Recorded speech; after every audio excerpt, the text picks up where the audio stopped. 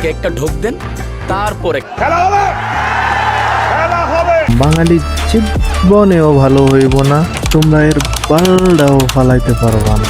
তুমগো বড় বড় আফারা এটা হইতে দিব না। তোমরা যে কোক খাইও না করো, তোমরা কি জানো এই কচুকোলা থুক্কু, এই কোকা কোলার কত রকমের পটি, মানে খাঁটি বাংলায় যারে বলে গু খাইতে আছে।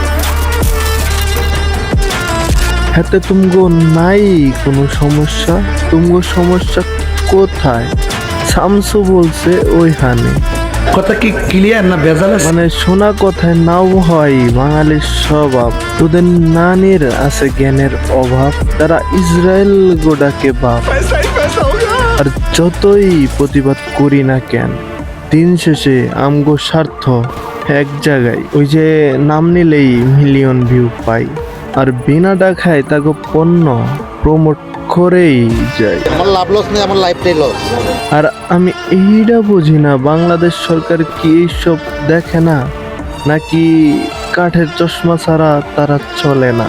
খালি মাল কামাম।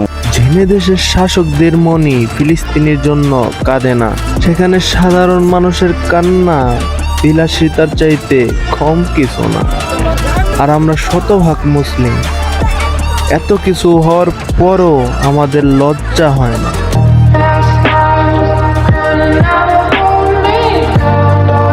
আমরা ইসরায়েলিদের পণ্য হাত দিতে পারি না। আর কিছু স্বার্থপর নেতাদের লোটা ভরা যেন শেষই হয় না, যেন এটা আরো একটি নতুন বাহানা। তারা নেতৃত্ব আর টাকা ছাড়া অন্য কিছু বুঝে না। আর সমাজে মুসলিমরা নির্যাতিত হইলেও তাদের টনক নড়ে না, আর কোনো মাওলানার মুখের জবান তাদের সহ্য হয় না। বেশি কথা বলতে চাই না, আর তোদের কইতাছি এইভাবে তোরা কিচ্ছু করতে পারবি না।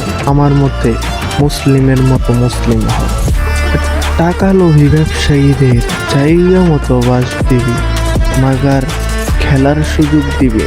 ওই দিন তোদের দাবি কবুল হবে, তাছাড়া তোরা নিজেরাও সুযোগ পাবি। প্রমোট তো সবাই করে, আমি না হয় উচিত কথাই কইলাম।